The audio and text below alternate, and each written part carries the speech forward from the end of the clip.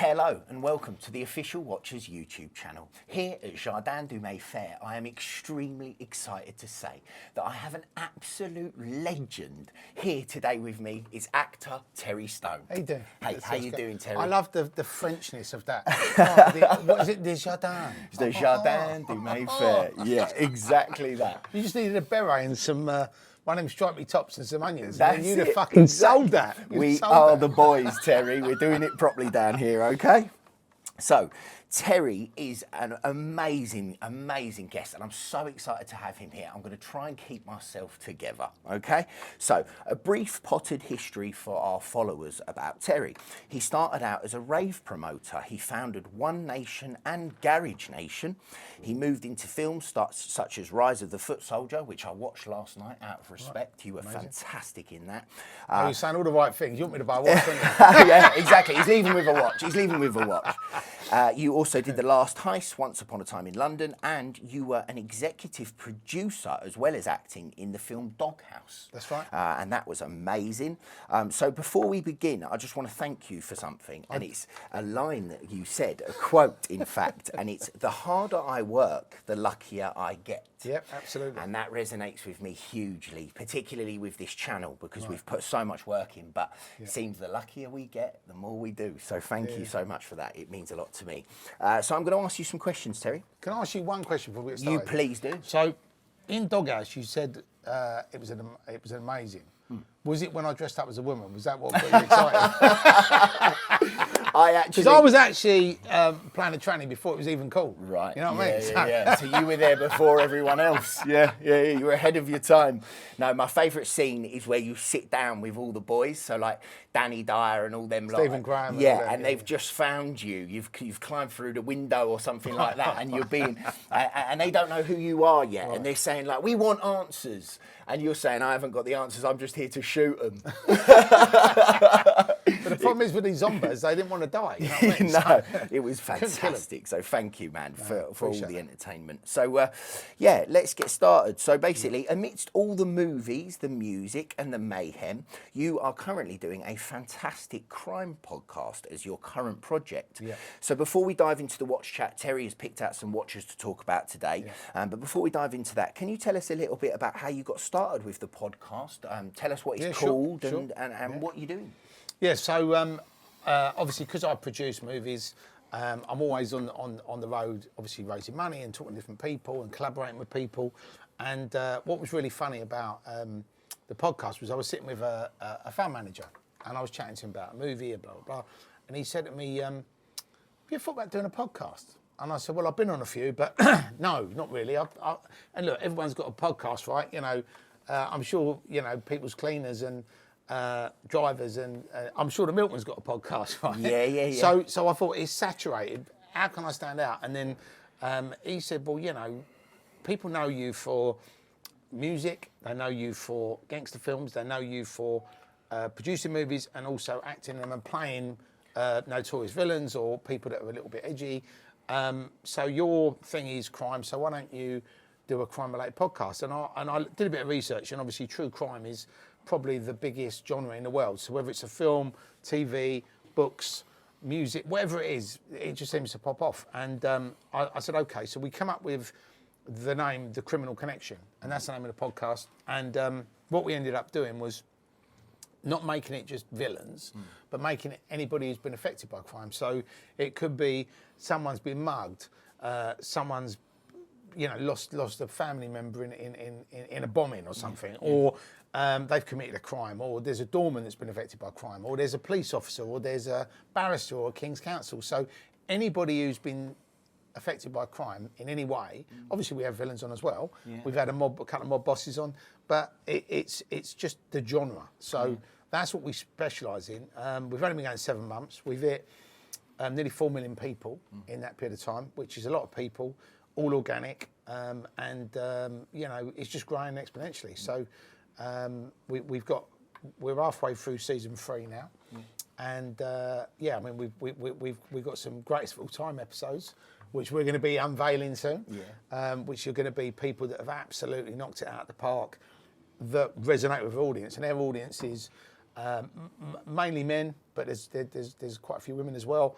and it's predominantly UK. So I think if you're in the UK and you're 25 to 60, you know what we're doing. There's obviously younger people watching it as well. Absolutely, there I think are. we've definitely got a niche. Yeah, you've got a niche for sure. So the Criminal Connection podcast, we'll link everything in the description. Check it out. It's absolutely amazing. I just recently watched the episode with Frank Harper. It's brilliant. And also another thing I'll say is I grew up in Islington, so I'm no stranger to the sort of fascination with it all. And you were a legend growing up, man. And honestly, what you're doing with that podcast, I think it's truly fascinating. There's no wonder that you're getting such the audience that you are, because it's really something special. So congratulations to you, buddy. man, for building something like that. It's brilliant. So first things first. Yeah. When and how did you get into watches? Because obviously the rave generation was sort of eyeballing like Tag Formula Ones and stuff like that. Did you start somewhere else, or when did you kind of get into it? So obviously, my background is working class kid from a council estate. So there was a shop called Ernest Jones. Oh yeah, and that was in the town centre, and you'd walk in there and admire the watches. And the watches that they had then were like Gucci. And obviously, Gucci was a big thing then. Yeah. So I sort of looked and I was like, oh, I really want a Gucci watch, So when I started making a bit of money, I bought my first Gucci watch. And then I started sort of looking about, and I obviously discovered, Rolex, Breitling, Cartier. I think those were the brands that were, and I'm talking like late 80s, right? So those were the brands. And I don't know what it was, but when I actually started to make money, I had this thing in my head where I said, I want to own a gold watch, right? And I didn't know what gold watch I wanted to own, but I wanted to own a gold watch. A box needed ticking. So I remember going, I'd made a bit of money because I was doing the events then, and I thought, right, I can afford a gold watch now.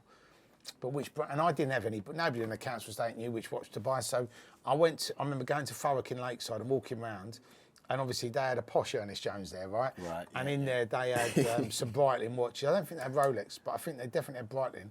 And there was this gold watch with a black face, and I went in and looked at it, and I thought, wow, what a great watch. It was the worst investment ever, right? But I bought it because I wanted a gold watch, and I wore it with pride. And obviously back then, walking around a council estate now with a 13 grand gold watch is probably not a good idea.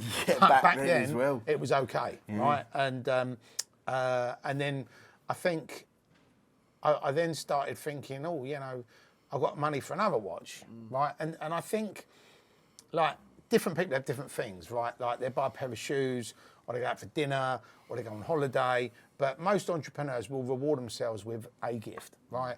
And my thing, I don't know why, it was just watches. I always liked watches, and I've always worn a watch. I even had from like the Casio to the calculator watch. I've always liked watches. I think as I went through that journey, I ended up going to. I'm just trying to think. I ended up being in Hatton Garden, and I don't even know why I was in Hatton Garden, but I was just walking around. I was looking in, and I was thinking I might buy another gold watch. And then I saw a Rolex Submariner, and I looked in the window and I thought, that looks quite nice. So I went and tried it on. I thought, I'll have that. And then I thought, do I really need 2 gold watches? And I thought, you know what? I'll sell the Breitling. And in your head, if you spent 13 grand on something, you think you're going to get it back. Yeah. I think nobody went to buy it, and I felt I got 5 grand back. So that was a massive kick in the nuts. And that was how not to buy or invest in watches. And I'm not I wasn't an investor in watches, but then I became an investor in watches just purely because I ended up buying this Rolex Submariner, gold with a blue face, and I think it was 7,300 quid. And I bought that, obviously it was second hand, and then I just sort of forgot about it, just walked the time, that was my watch. And then I bought a Cartier Pasha, and then I changed that to a tank, and then I got the Santos rose gold, and then I ended up getting a diamond set one, and then I sort of thought, maybe I've had this for like 10 years, I'll change it. So I remember going into a watch dealer and saying, I've got this Rolex Submariner, what's it worth? And he was like, that's good watch. Even though it was like 1987 or something. Yeah. I think he was like, oh, well, you know, I'll give you 15 grand for it. And I was like, 15 grand? And I thought, so I paid 7,200 or 7,300, where it was for it. So I've had a £7,800 uplift, and obviously I haven't paid any tax on that. You've worn it and enjoyed it. And I've had it for 10 years, and I thought, what a great thing, right? Yeah. And then I just thought, maybe I'll look into it. And then I think as I went through, you know, I had different watches, all the most PK, Patek. So I've gone through a lot of different watches, but I think as I'm 53 years of age now, I've obviously know a lot more than I did then. And I didn't realise that, you know, if you actually went into a shop and you actually registered with a shop and, you know, bought some entry-level pieces, then I obviously offer you, and obviously you get them a list. But I mean, you have to wait and all the rest of it. But I started to do that. So I've gone through the journey, but I now sort of, you know, I've never owned a Richard Mille. I've never owned like what I'd call a big boy's watch, like a you know, 5740 or something. Yeah, like a Patek, or you know, the platinum Daytona with the Arabic numerals. There's a few pieces that you look at and you go, wow, I'd love to have one of them. But obviously, you know, they're sort of out of they're out of reach at the moment. But obviously tomorrow they could be within reach. Hey, so listen, the way you're going, they won't be long. In life, you never know what's around the corner, right? But I've always looked at these pieces and I've always gone, wow, they're, you know, sort of dream pieces. Yeah. But I think, you know, I'd say the watches that, if you said to me, what watches do you love? Yeah. I would say Rolex, Patek, and Cartier. They're the three brands that I like and that I'd wear. As I said, I've never had a Richard Mille. Maybe if I had one, I would then add that to the list. But so Richard, if you're watching, you don't need to. You're here, Jardin de Mayfair. You can have anything you want. Jardin de Mayfair. It's all here for you. So there's a few things that you said there that really resonated with me, and one of the maddest ones was that I'm guessing it was a full gold sub, right? Yeah. For £7 grand. Yeah, I mean that's crazy. So I was born in '88. I got into watches at like 10, 11, but like by then they'd gone right up, you know. So £7 grand is incredible. But do you know what's mad? Like at the time, I didn't even. I thought, well, that's half the price of the Breitling. Yeah. And I just thought, well, is Rolex not as good as Breitling? And I was thinking, well, I don't know. But I bought it. But then in hindsight, look, I love Breitling watches. Yeah. But unfortunately, they just don't hold their value. No. And it's a shame because I actually like the brand. But that's the second interesting thing that I was going to say that I thought about what you just said, because I think that Breitling purchase, if you look back at it, the story you've just told, fascinating. If you look back at it, that was probably one of the most important things that you did, because by buying How not to buy watches. Exactly. But you did it first, right? So you did it first and you wouldn't do it again. Yeah, I'm actually writing a book. It's called The Idiot's Guide. The Idiot's Guide to Buying Watches. 101 for dummies. But yeah, basically. But I, you know, again, you know, Hublot. I love Hublot watches. But again, I've had a Hublot watch and obviously lost money on it. Yeah. So you know, I think over the past 3 decades, where I've sort of dabbled in and out of watches, you know, Hublot I love. And Brighton I love, but unfortunately, you know, and I don't think you can buy the right one. You know, if you're buying it brand new, if you bought one second hand, maybe you can potentially earn a little bit of money on it. But I think, and I've never understood why Breitling and Hublot haven't really gone, because I think their watches are actually really good. Yeah, so they are good. So I'm not someone who's ever jumped on the kind of Hublot hate train, and I've done plenty of reviews on them for the channel, because I think they are good. The thing is, the watch industry now, you know, the people inside it are getting younger and younger, and, you know, it's all fueled now by Instagram and what they want and what they don't want. And if it's on the list of what they don't want, then it just means that the secondary prices are just low. And it can be the best watch in the world. Exactly. But it doesn't matter, because they're being fueled by something that they see every single day. It's all online, it's all social media, that kind of thing. Yeah. But what that means is that if you do like those things, there's always one spot in the watch box for them. You can't have a whole row of them because you're going to lose money. But you can always just get that one little cheeky one that means something to you at the time. The one I loved was the skeleton one. It looks like a Richard Mille, you know? Yeah, I know exactly the one you mean. Yeah, I think it's Classic Fusion or something, but it's Big Bang, Aero Bang or something. I remember that one, and I like. I love all their watches. Their Big Bang, Aero Bang. So the first time, Double Bang. the first time I ever saw one where you could see the date wheel come round was on that Hublot, and obviously you can see it on RM now, but Hublot probably did that first. You know what I mean? So you know, there's plenty of props to be given to them guys. Fantastic, thank you so much. That's brilliant. So a movie-related one, if you don't mind, we're interested in this. Do you wear your own pieces when filming, or do they provide them for you? So when you turn up and you know you're going to be wearing a watch for the thing, do you say, "Oh, I think my character would wear this or that"? Or... Well, you can, but normally what happens is unless you've got a watch company or a jewelry company actually, you know, giving you the watches to wear. Normally it's just some cheap costume watch. Like I mean, it's like when people say, you know, about shoes. You know, unless you're actually, there's a lot of shots of people walking down the road and looking at their shoes. No one's ever going to see his shoes. No. And the watch is just going to be like a, you know, so you can have a watch that looks like a Rolex, but it obviously, unless you're actually specifically zoning in on it and making a big thing about it, you're not really. No. Good, fantastic, thank you. Do you've answered this one, so I'm going to skip it actually because you've answered it already. Are you an impulse buyer? Like, would you just see something and buy it, or do you sit down, do a couple of weeks research, look at a couple of reviews, think, I like that, go and watch Oscar do a review on it, and then buy the watch? Or do you just sort of every now and then you think, oh, this just did really well, I did a good film, or did something good, bang, buy one? Do you know something? I think. Again, going back to most entrepreneurs, they will have a wish list of they want to go somewhere on holiday, or they want to buy a jacket, or they want to buy some shoes, or they want to buy a gift or whatever. So I would probably I've actually got a list of things that, you know, when you know, I know what watches I'd buy. So I wouldn't walk in and go, what watch have you got? Yeah, I've got one of these. I'll have that one. Yeah. You know, I'm not like the guy out of Little Britain. You know, I'll have that one. I'd already know kind of what I'd want. Yeah. And I mean, look, saying that, there's always a caveat, right? So I could have in my head, I want to buy a watch, right?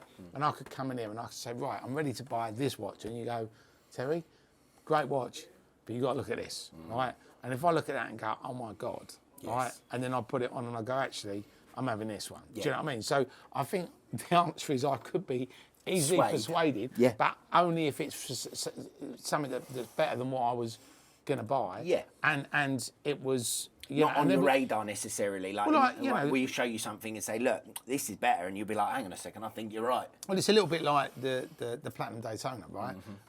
Most people will go, oh my God, you know, if I was going to get a Daytona, I would get the Platinum Daytona. Yeah. But a lot of people don't know there's one with Arabic numerals on, which is even rarer to get. Yes. Right. Yeah. So obviously now look at the pack, everyone's going to be, what is this, right? Yeah. But genuinely, if I was going to buy a Platinum Daytona and I come in, and you went, Terry, it's a great investment, but have you seen this one? I'll be like going, oh my God. Yeah. And then all of a sudden I'm like forgetting about them. I want the one with a. Do you know what I mean? So I think if you're in the market for a watch of that value, you're definitely 100% going to be easily led into something if there's something better. Yeah. So I'm 100% with you, and I'm exactly the same. And I think one of the things that's interesting about shopping with us is that you can actually see these things all in one place. That's one of the things I'm most proud about our store and what we do, because basically, if you wanted to see, I mean, these four are such a perfect example. Right. If you wanted to see these four watches, you might have to fly around the world to get a look at them. Whereas, like, they're here. And if you come to us, you shut down. Exactly that. And when these people do come in and they're looking for things, it often does sway the other way, because they just can't believe that they're all, you know, in one place and ready to see. And if you look at those watches and this watch and your watch, what was that? Is there $1 million? Would you say $1 million? There's £1 million here. There you go. Yeah. That's what £1 million looks like. And that's how we do it, Terry. We don't mess about. Baby. Yeah, that's how we roll, baby. Okay, cool. Do you know if you sold these watches, you could actually fund one of my films? I could indeed, but I'd have to be in it. I'd have to be in it. All right, you got I want a starring role. Yeah, done. Question: have you got like a Grail watch, something that you probably would sort of see as kind of like an end game? It might be on this tray, it might not, but something that you've sort of just thought to yourself, I think I'll buy that at the end. Do you know what I mean? So you're like, I'm done with watches now. This is the one. But I don't think you could ever be done with watches. Well, if you I like don't think watches, so you know, you get one, you go, I'm done now, and then it's something else comes along, and you go, 2 well, months actually, later. I know I said I was done, but but I mean, look, as I said, I've not had a Richard Mille, but I think it's this one. I thought I that. mean, this is. I mean, you know. So this is the 5980. It's the watch I wore in the Hong Kong video. If you haven't seen that video, check it out. But this is an extremely special watch. And I showed Terry it this morning, and I said straight away, you need to see this. It's the governor. That's what I would call it. And it's perfect for you, the podfather. You could wear that on your podcast. What I need to do, right, so you'll know when the Criminal Connection is like the #1 podcast in the world, because I'd probably be really cheesy, and I'd probably wear 3 watches on each thing, and I just 2 on each hand, proper. That's and nobody does more than 2, do they? Two on each wrist. 2 is becoming a thing though, so I'm seeing people wearing 2 now. Wow. Yeah. So when you go to the watch shows, they've got 1 on each wrist, but they're getting paid and stuff to wear them. So got it. And there's a couple of big fellas behind. Yeah, of course. Yeah, absolutely. Yeah. I mean, this is interesting as well. The rainbow. I mean, so this is the rose rainbow. Very diverse. Yeah. Very, very now. Wacky, out there, statement piece. You turn up to a meeting in that thing and you know you mean business. I mean, what is this, about 350 grand? So actually, it's more than that. This particular one is stickered, okay? So this is probably one of the only few in the world that's fully stickered. So you'd be looking at much more like sort of 450 for that. But you can get them for 385, 395. And when you say stickered, what does that mean? So this actually has all of its factory stickers all over the watch. And we believe, I'm fairly confident, it's one of the only stickered rainbows in the whole world. The only problem is that you wouldn't want to wear it, would you? No, you'd buy that exactly. and you'd be like, I can't wear it, I can't take the stickers off. It's a store of value. That is a store of value because in 25 years, there is absolutely no reason why you wouldn't have that in a Christie's or a Sotheby's as the only stickered rainbow. I mean, because you've got to think about it, right? It's a discontinued watch. They're not making more of them and they don't allow them out stickered anymore. So obviously someone has got extremely lucky here. Maybe they got someone inside, whatever, but they've let them go with it fully stickered. So the barcode's still on the side. That is literally as it would have been when it left Switzerland. I don't know which one. I don't know which one. So you can let us know in the comments. I'm being pulled. Right, let us know in the comments, guys, which you would choose for Terry. Okay, let us know. I mean, this is nice, but the thing about this is it looks so understated for Miele. Normally Miele's are like, look at me, but that to me. The reason I chose this one, or I sort of wanted to suggest this for you, is because I think that this is what I would call the wearable RM. Okay, so most RMs they tend to be a lot thicker than this. Okay, and they stand extremely high on the wrist. It's called a tonneau case, so the shape of the case. Now this one is what I would call, as I say, the wearable RM because actually the size is pretty good for an RM, so it's not over the top. Another thing about this piece is, so the nickname for RM is a racing machine on the wrist, okay? And one of the things that I think is really cool about it is they've done the pushers and this. And when you press that, does it go? Yeah, exactly. An idea for you, Rich. No, do you know what it does? When you push it, you see all the money coming out your bank account. But it is such a nice watch, and I love it. And it's titanium. It's got rose gold going through. I prefer white straps because I just think if you're going to go RM, you may as well shout about it. Do you know what I mean? And it's just such a nice watch.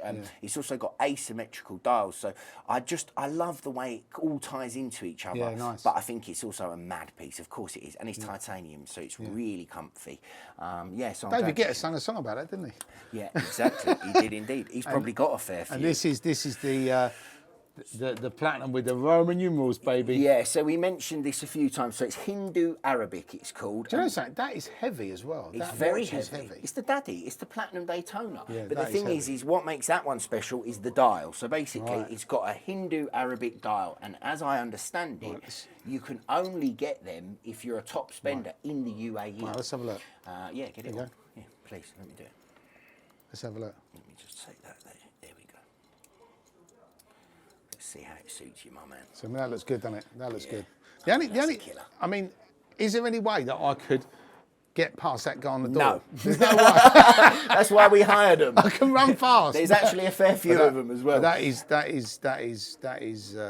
I'll tell you what's cool about this as well, is that this ice blue dial only comes on platinum. Right. So it's like a little nod, right? Because not everybody knows that, but you know it as the wearer. Another thing is that this is actually brown. So you see the bezel here? Yeah. That looks black, but it's actually brown, a chestnut I'm colourblind, brown. so it looks black to me. There you go. There you go. But what I find interesting about that is I've seen these loads of times, but not with those numerals. And what's interesting is you look at it, you go, what is straight away? It's you're having a chat about it, you know what I mean? Yeah, and exactly. people wouldn't necessarily. People like us can't even tell the time on it, but that's not neither here nor there. It's guess the time. Exactly. Guess the time. And it's so beautiful, and I love it. So I picked that for my Switzerland trip this year, and I wanted to be the only person in the room wearing one. And obviously, this is a world. All the collectors are there, and sure enough, I was the only person in the room wearing that watch. So I think you're going to try and make a statement. You've got to do it properly, and that is the Rolex to do it with. Okay, so I'm going to ask you a question which is very, very tricky for watch people, okay? And it's a stinker, and I'm so sorry. But imagine a terrible world where you could only wear one watch. What would it be? It's a horrid question, and we do it to every guest, and I'm sorry. And it could be any watch. It can be any watch, but you can only wear, that's it, you're stuck. I'm going to go for that. Rainbow Daytime. Only because, like you said, it's store value. Yep. And they're not making them anymore. No, exactly. And, you know, that's... I mean, I know it's not the most expensive watch in the world, but it ain't far off, is it? It's not far off. My choice would be this. The reason being... I love that as well. Yeah, so I fell in love with this watch. What it was for me, and it's an odd one, but basically... It's the first truly luxury watch I ever tried on, okay? And I wasn't working in the watch industry, and someone had one, and I said, let me try that bad boy on. And I had it on my wrist, and that was it. I just knew. And I knew right there and then I wanted to work in watches as well. I mean, I was obsessed. But it is between those two. I mean, it is between those two. It is between those two. I mean, I love that dearly. There's no That's something that I may wear, but it wouldn't be my go-to watch. But I'd say out of these three, I'd say these are like neck and neck. Yeah. But the value edges it. Yeah. But I think if you said to me, pick one of those watches, it'd be very difficult for me to choose. Yeah, and another thing I'll say about RM, which is why I could never pick one as a one watch collection, is because they're very rarely waterproof, okay? So they can't take, and I think if you're going to wear one watch forever, it must be able to go on holidays. Yeah, for sure. You want to be in sauna, steam, all that Can kind you of stuff. imagine going in the pool without them and thinking, fuck, it's flooded. Pissed, That's it, yeah. And you know what they charge for servicing? I mean, it's like 15 grand and stuff. It's absolutely mad. I've got some water and it stopped working. Oh, dear. Yeah, exactly. Come on down. So we're coming up to the close of our interview. Okay. I've had an absolute ball. I'm so thankful. So we're going to close it off with a little rapid fire. Questions, okay? So we're going to do them just nice and simple and quick, okay? So steel or gold? I think I know the answer to this one. Yeah, every day. Patek or Richard Mille? Patek. AP or Rolex? Rolex. Oh, so quick. Hublot or Zenith? Hublot. Of course. Would you do a chronograph or a diver? I'd say the chrono. Oh, wow, okay. Like chrono. Yeah, you like a chrono. Like time, I think. Love a bit of chrono. Yeah, come on. FP Jaune or Grubel Forzi? Do you know either of those two? I don't. FP would be the one for you. I'll pick that one for you. Okay, thank you. And then bracelet or leather? This is always a good one. See, I like a leather bracelet or a rubber bracelet, but I think you need to have a metal bracelet because otherwise, if you're, like you said, on holiday, in the sauna, in the pool, it ruins it. So Agreed, absolutely. I'm with you all the way. I picked this leather Sky Dweller today because I wanted to be fancy. But again, these kind of things, for me, if it's a sports watch, it's got to be able to get wet. I picked this one because I wanted to be the king of bling. And you were the king of bling. When you said, the king of bling, I just, you have to be the king of bling. Yeah. And I couldn't, these are all very nice and these are all much more expensive, but you can't get any more bling than that. No, you can't. Listen, you can't. That is the ultimate summer watch. That is the podfather. Yeah, the podfather. Yeah, he's sitting in Dubai. He's got a big cigar. He's doing his podcast. Got the little hat on. Living the dream. Yeah. Okay, so critical last question. No watch for a year or no socks for a year? I think it'd have to be no watch. Oof. And the only reason I'm saying that is Controversial. because England Yeah. is cold, Yeah. right? You're gonna For get probably sick. 6 months of the year, so my feet are going to get cold. Yeah. I go to the gym. I can't really wear trainers without socks, so it's a big thing for me. And I go to the gym 5 times a week. But Nice. if I was in Dubai Yeah. or a hot country, Yeah. then I pick the watch. Fine. But Fair enough. In England, I'm going for the socks. We'll allow it. We'll allow it. Okay. So listen, I just want to say, like, this has been the most mind-blowing experience for me. I hope you guys have enjoyed this video. Terry, you are thank the you, Oscar. man. Thanks for having Thank me on, you brother. so No, much. it's good And to this meet you. won't be the last you see of us. We've got some ideas for some stuff we're going to do going forward. So, Terry, I hope you will come back and join us. What's that up there? Have you seen that? Thank you very much, Terry. Good man. And I should have got them two. I should have got them two. My P45's on its way all of a sudden. Thank you. But I thanks for having me appreciate on it. and appreciate, that. So we'll tag everything of Terry's in the description so you can find him and all the cool things that he's doing on the Criminal Connection and everything else. So thank you guys. Thanks for joining us. Thanks for listening to me rabbit on. We love it. We love it. You've been a fantastic guest and thank an you. absolute honour. Nice one. Thank Thanks, you. Oliver. Good man. Good to see you, Thanks, mate. Terry. Take care.